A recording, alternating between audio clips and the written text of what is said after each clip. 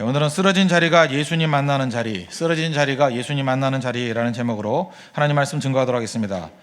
조금 전에 불렀던 찬양 263장 찬송을 참 좋아합니다. 이 세상 험하고, 특별히 그 3절의 가사가 너무 좋습니다. 내 마음이 약하여 늘 넘어지오니. 왜 그렇습니까? 넘어질 때가 많기 때문에 그렇습니다. 어떤 사람이 이렇게 얘기합니다. 믿으면은 흔들림이 없어야 된다, 경고해야 된다, 그리고 시험과 유혹이 와도 눈 하나 깜빡하지 않아야 된다, 깜짝해서도 안 된다, 이렇게 얘기를 합니다. 믿음의 사람은 이미 결정된 것에 대해서는 고민해서도 안 된다, 이렇게 얘기합니다. 말은 맞는데 실제로 살아보니까 그렇지는 않습니다. 늘 넘어집니다. 오늘 마태복음 14장 30절 보니까 베드로 얘기입니다. 바람을 보고 무서워 빠져가는지라. 우리는 그렇게 얘기합니다. 예수님 수제자쯤 되는 사람이 겨우 바람 보고 빠지냐. 근데 그게 우리의 모습, 그게 우리 내 모습일 때가 너무나도 많이 있다는 것입니다. 누가복음 5장에 보면은 예수님 베드로 처음 만나는 장면이 나옵니다. 베드로는 처음부터 예수님 만나기 이전부터 열심과 성실은 있었던 것 같습니다. 근데 그게 다가 아니라는 걸 또 알 수 있죠. 누가복음 5장 5절을 보니까 베드로와 예수님의 첫 번째 대화가 이겁니다. 시몬이 대답하여 이르되 선생님, 우리들이 밤이 새도록 수고하였으되 얻은 것이 없지만은. 그 금을 던지라 그랬더니 베드로 처음 대답이 이거예요. 밤이 새도록 수고했지만 얻은 것이 없다. 노력 안 했다는 얘기 아닙니다. 열심 안 냈다는 얘기 아니에요. 그런데도 거두는 열매가 없다는 것입니다. 저는 이 부분을 보면서 저하고도 좀 유사하다는 생각을 했습니다. 저는 아파도 힘들어도 이렇게 성실성은 있었거든요. 성실하면 다 되느냐? 반드시 결과가 있는 게 아니라는 것입니다. 그렇지 않을 때도 있다라는 거예요. 맨날 실패하고 맨날 넘어지고 그럴 때 많았습니다. 원래 예배드리는 성도들 가운데도 이런 경험이 있지 않습니까? 열심히 했는데, 성실하게 했는데, 아파도 힘들어도 끝까지 붙들고 했는데 그 열매가 있어야 될 거 아니에요. 근데 결과가 반드시 있는 것만은 아니라는 것입니다. 어떤 사람이 이런 얘기합니다. 말씀 맨날 듣지 않느냐? 특별히 저 같은 사람은 당신은 말씀을 전하는 사람 아닙니까? 근데 안다는 것이 인생의 문제를 다 정리하는 게 아니라는 것입니다. 안다고 인생이 다 정리되는 게 아니더라고요. 알면 풀려야 되는데 인생의 모순이 풀리지 않을 때도 많이 있더라는 것입니다. 어떤 사람이 이렇게 얘기합니다. 여기저기서 크리스천들이 넘어지는 모습들이 있다. 덕이 안 된다. 이런 얘기를 해요. 진짜 믿음이라 그러면 그렇게 넘어질 수 있느냐? 근데 한번 생각해 보십시오. 잠깐만 이러니까 사람들이 숨기는 거죠. 숨길 수 없을 때 할 수 없이 드러나는 거고. 믿으면 넘어지지 않습니까? 그렇게 생각하십니까? 만약에 흔들리지 않는 모습, 견고한 사람만이 하나님 말씀을 듣고 섬기는 사람이 돼야 된다 그러면 그게 어떻게 복음이 되겠습니까? 복음이 뭔데요? 굿뉴스인데요. 다 넘어진 사람들 아닙니까? 약하고 쓰러지고, 우리 찬송가 가사 마찬가지로 마음이 약하고 늘 넘어지는 사람들, 그 사람들이 살아날 수 있다는 게 복음 아니겠습니까? 복음은 그런 거라는 거예요. 오늘 예수님께서 이 말씀 전하기 전 이 풍랑 사건인데, 풍랑이 일기 이전의 사건이 오병이어 기적이었다는 것을 잊지 마십시오. 오병이어 기적 대단한 거죠. 먹을 것이 없었습니다. 사람들이 무지무지하게 많이 모였는데 남자만 5,000명 먹였다 그러잖아요. 그러니까 10,000명 이상 모였겠죠. 물고기 2마리와 보리떡 5개로 다 먹였습니다. 남자만 5,000명 먹였대요. 그러니까 굉장히 많이 먹였습니다. 아마도 제자들의 이력 가운데 아마 절정의 체험이 아니었을까 이런 생각을 합니다.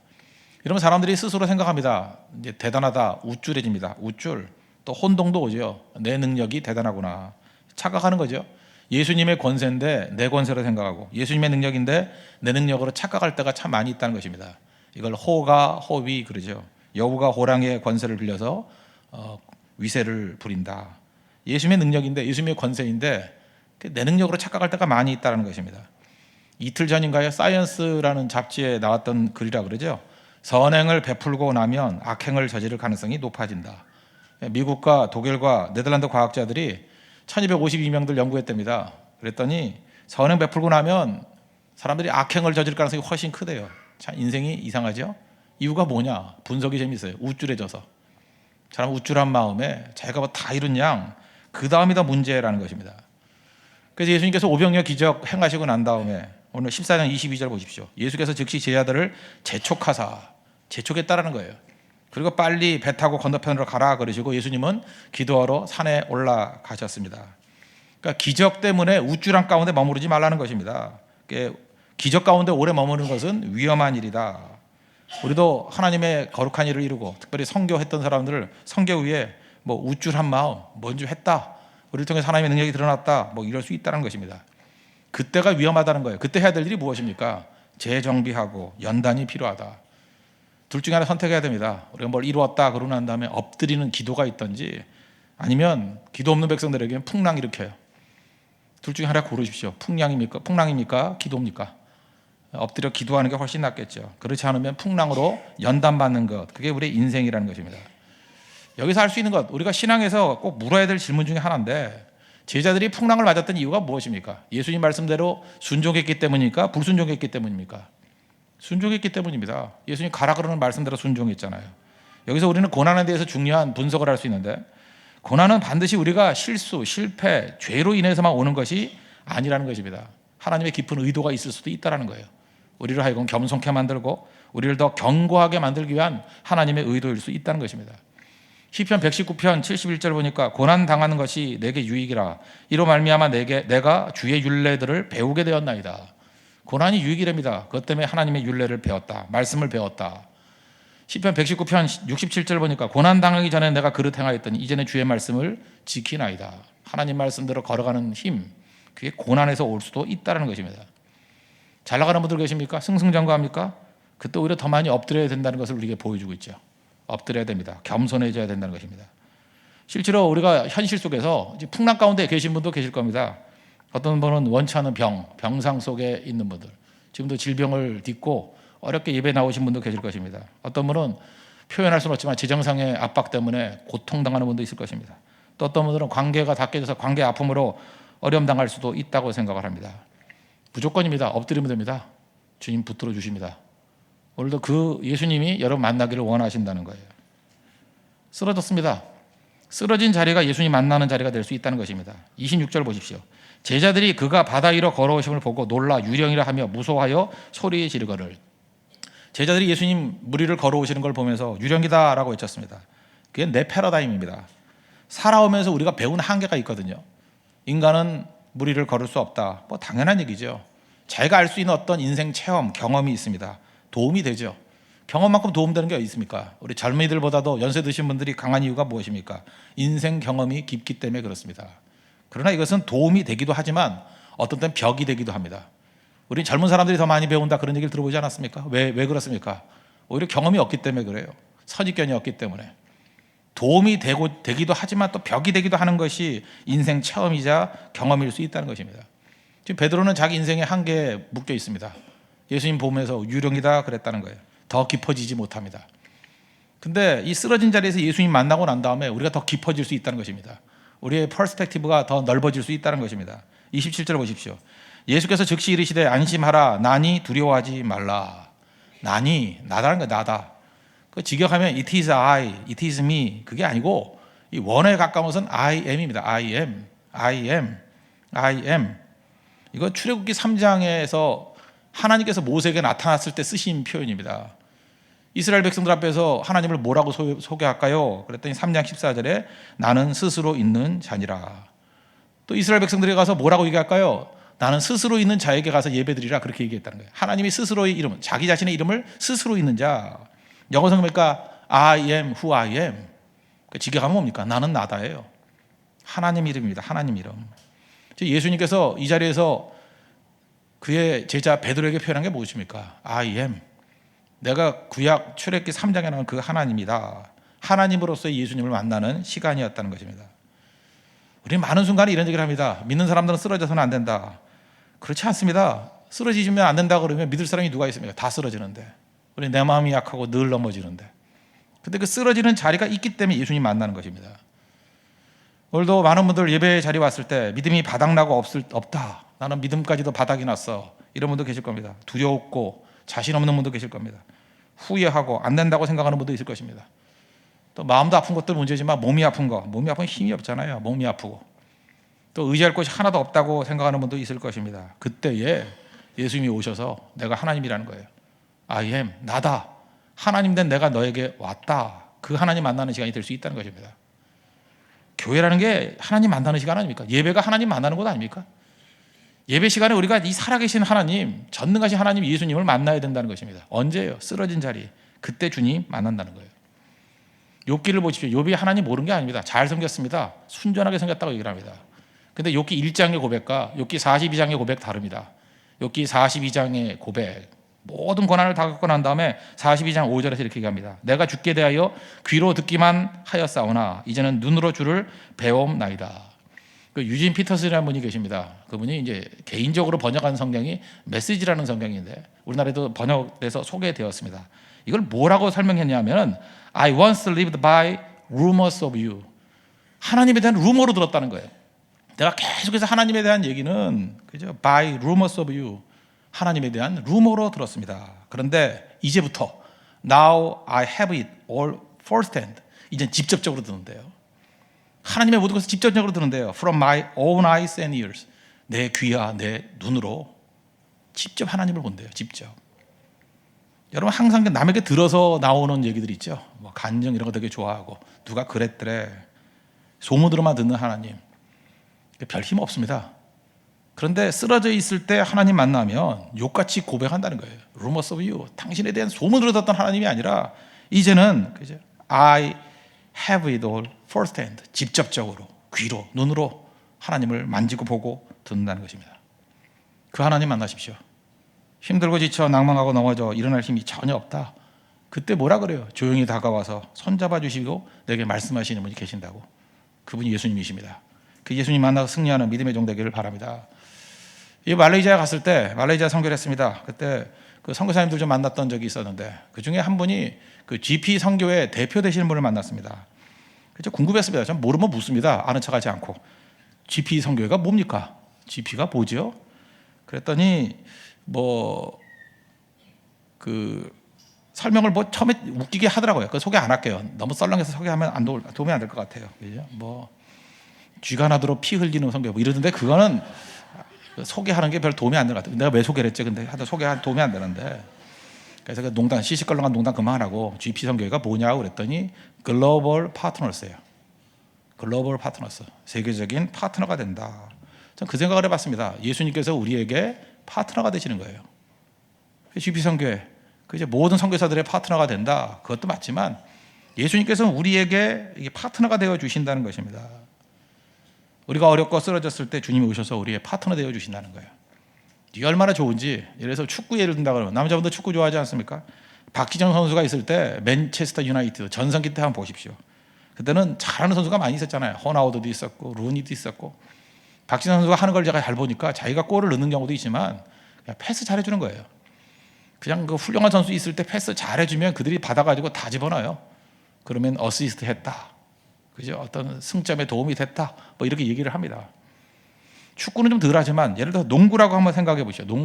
농구에 옛날에 전설적인 농구 선수 있죠. 마이클 조던.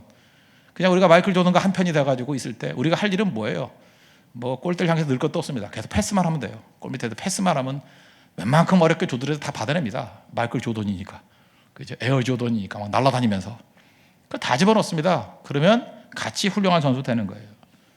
예수님이 우리 파트너가 되었을 때 그런 일을 하신다는 것입니다. 우리의 모든 것을 주님께 다 맡기면 돼요. 내 파트너가 너무 좋아요. 너무 유능한 분이고 전능하신 하나님이에요. 다 해결해 주신다는 것입니다. 베드로전서 5장 7절 보니까 너희 염려를 다 주께 맡기라. 이는 그가 너희를 돌보심이라.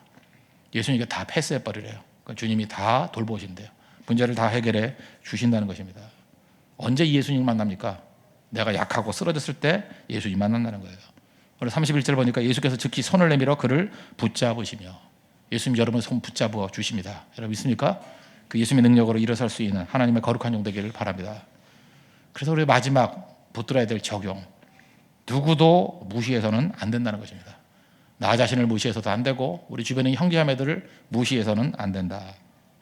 어떤 시골교회 목사님의 소박한 설교 하나 소개하겠습니다. 시골교회 목사님이시니까 이게 소재도 좀 시골스럽겠죠. 너무 유치하기도 하고 어떻게 보면 단순하기도 한 설명입니다. 어떤 분이 병아리를 키웠대요. 병아리를 키웠는데 병아리가 병이 들었답니다. 그래서 동물병원에 갔더니 그 동물병원에 계신 의사 선생님께서 이렇게 말씀하시더라는 거예요. 가상입니다. 진짜 아니니까 그냥 들으십시오. 병아리를 살리려면은 어미닭을 잡아서 고아 먹어라. 그러면 산다. 펄쩍 뛰는 거죠. 아니 달걀 낳고 건강한 어미닭이 있는데 어미닭을 죽여서 병아리를 살린다. 정신 나갖고 펄쩍 뛰면 나왔답니다. 그래서 계속해서 병아리가 병이 들어서 또 찾아갔대요. 그랬더니 두 번째로 그 의사 선생님이 말씀하시기를 집에 아끼는 송아지 있지 않냐? 있다고. 송아지를 죽여서 고아 먹이면 낫는다. 정신 나갔다고. 아니 병아리 살리자고 아끼는 송아지를 죽이느냐. 그렇게 할 사람이 어디 있느냐. 그리고 또 왔다는 거예요. 한 번 더 합시다. 그 다음에 또 갔답니다. 또 갔더니 그 의사가 이렇게 얘기하더라는 거예요. 당신 귀한 외아들 있지. 외아들 죽여서 고아 먹이라. 그럼 병아리가 낫는다. 제정신이 아니죠. 이렇게 할 사람이 누가 있습니까? 이렇게 할 사람이 누가 있냐고요. 근데 있었대요. 그분이 하나님이에요. 하나님이 독생자 예수님을 죽여서 병아리 못한 우리를 살리셨잖아요. 말도 안 되는 얘기다 그러는데 말도 안 되는 일이 이 세상 가운데 벌어지게 되었다는 것입니다. 요한일서 4장 10절 보니까 하나님이 우리를 사랑하사 우리 죄를 속하기 위하여 화목제물로 그 아들을 보내셨습니다. 다를 게 뭐가 있어요? 병아리 살리자고 외아들 죽여서 살려냈던 일들. 하나님이 우리를 사랑하사. 이게 복음입니다. 그리고 다 쓰러지고 깨진 존재인데 어찌 보면 초라한 존재예요. 병아리같이 별 의미도 없는 존재 같아요. 근데 그걸 살리자고 외아들을 죽기까지 보내셨다. 말도 안 되는 일들이 벌어진 겁니다. 그게 바로 복음입니다. 우리 한 사람 한 사람이 귀중한 존재라는 거예요. 만만하게 보지 마십시오. 우리의 가치는 예수 그리스도의 가치와 똑같다는 것입니다. 우리 주변에 보면 초라한 사람들 많습니다. 일주일 동안 말레이시아 갔더니 어딜 가나 그렇더라고요. 거기 이제 청소하는 분들이 있는데 말레이시아에서 청소하는 사람들입니다. 키 작고 피부 검고. 거기 보니까 좀 청소하는 종족이 있는 것 같아요. 거기도 종족 차별이 좀 있는 것 같아요. 차별이 있는 건지 유능하지 못해서 청소를 하는 건지. 청소하는 사람들은 다 비슷비슷하게 생겼어요. 반면에 그 말레이시아도 지배층들 세련되고 멋지더라고요. 오히려 우리보다 더 세련된 부분도 있더라고요. 그걸 바라보면서 저렇게 초라한 사람들 무시하면 되나? 무시할 수 없죠. 우리 안에도 그렇습니다. 우리 공동체 안에도 우리 금주를 마지막으로 해서 이제 징계편하지 않습니까? 새로운 사람들 많이 만납니다. 또 신앙생활 한다는 것이 하나님만 섬기는 게 아니라 형제 자매들을 또 보잖아요. 어떤 사람 보면 정말 초라한 사람이 있습니다. 초라하고 답답하고 두 종류 사람이 있죠. 옆에 있으면 자랑스러운 사람이 있고 옆에 있으면 부끄러운 사람이 있고. 안 그렇습니까? 부끄럽다 못해 불편한 사람도 있죠. 그런 사람들을 무시할 수 있느냐? 야고보서 3장 9절 보니까 이렇게 말 함부로 하는 거에 대해서 이렇게 얘기합니다. 이것으로 우리가 주 아버지를 찬송하고 또 이것으로 입으로 말입니다. 하나님의 형상대로 지음을 받은 사람을 저주하나니. 아무리 초라한 사람도 하나님의 형상이라고 성경은 말하고 있습니다. 함부로 말하지 마십시오. 그거 다 하나님의 형상이에요. 그래서 진정한 신앙을 가지고 있는 사람들이 뭐 도덕적으로 제대로 사느니 못 사느니 이건 둘째 문제고 그건 늘 넘어지니까. 적어도 사람들을 무시하고 차별한다 그러면 이거보다 큰 죄는 없다고 생각합니다. 하나님의 형상이거든요. 이건 기초예요. 요한복음 21장 보니까 예수님이 배신했던 베드로 만납니다. 뭐 세 번 묻죠. 나를 사랑하느냐? 그랬더니 사랑합니다 그러잖아요. 근데 예수님 말씀이 내 양을 먹이라, 내 양을 치라. 그게 무슨 얘기예요? 너 진짜 나 사랑한다 그러면 방향을 내가 정해줄게. 양떼들 사랑해라. 그 얘기죠. 양떼들 위해서 목숨 걸라. 실제로 베드로 그 길을 걸어갔습니다. 그게 우리가 걸어가야 될 길이라는 것입니다. 예수님 깊이 만나십시오. 그럼 내 자신의 가치를 발견하게 될 것이고 또 우리 형제자매들의 가치를 발견하고 그들을 무시하는 게 아니라 살려주고 이해하고 품을 수 있는 우리 거룩한 백성이 될 것입니다. 마지막 한 가지 얘기하겠습니다. 미국 텍사스의 그 잔인한 살인자, 뭐 이렇게 이름만 말해도 많이 아는 사람이 있답니다. 칼러 파커라는 여자분이래요.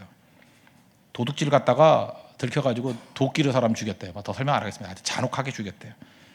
그래서 재판에서 사형 선고를 받았습니다. 근데 사람들 하여금 더 분노케 하는 것은 후회도 안 하고 미안함도 없고 사람들을 경악하게 만들었다는 거예요. 이런 사람도 감옥 안에서 예수님 만났습니다. 복음 잘하는 사람에게 복음을 듣고 예수님 만났습니다. 변화가 됐어요. 이제 진짜 좋은 사람 됐습니다. 그래서 여론이 또 바뀌죠. 감형해야 된다. 가장 악할 때 잡혀서 가장 선할 때 죽는 게 말이 되느냐. 살리자. 근데 법이란 게 그렇지 않잖아요. 사형 집행하게 되었답니다. 텍사스에서는 굉장히 관심이 있었대요. 그래서 방송에도 나오고 인터뷰도 했는데 이 칼러 파커의 마지막 인터뷰 내용이 그거였답니다. 이제 당신이 곧 이제 사형 선고 받는데 사형 집행하는데 할 말이 있냐고. 내가 고통을 드렸던 분에게 죄송합니다. 고통의 빚을 다 갚지 못하고 갑니다. 그럼 마지막 얘기인데 마지막 한마디 하겠습니다. 여러분들 만나야 할 분을 꼭 만나십시오. 이것이 제가 드리는 마지막 말입니다. 만나야 할 분이 누구예요? 예수님이라. 예수님. 만나야 할 분을 꼭 만나십시오. 만나야 할 분, 그분 만나야 인생, 참 인생을 살 수 있습니다. 우리 많은 사람이 자기 자신에 대해서 이렇게 평가절하합니다. 아무것도 아니라고 얘기합니다. 예수님 만나지 못했기 때문에 그렇습니다. 예수님 만나면 자기 존중이 일어납니다. 내 가치를 깨닫게 돼요. 그리고 예수님 만나면 그 어떤 사람도 무시하지 않습니다. 다 불쌍히 여기고 세워야 될 형제자매로 바라볼 수 있다는 것입니다. 이게 복음입니다. 복음으로 말미암아 변화받는 우리 믿음의 신실한 종 되기를 축원합니다. 모두 자리에서 일어나겠습니다. 우리 찬송가 263장 1절 3절 찬양하고 기도하도록 하겠습니다.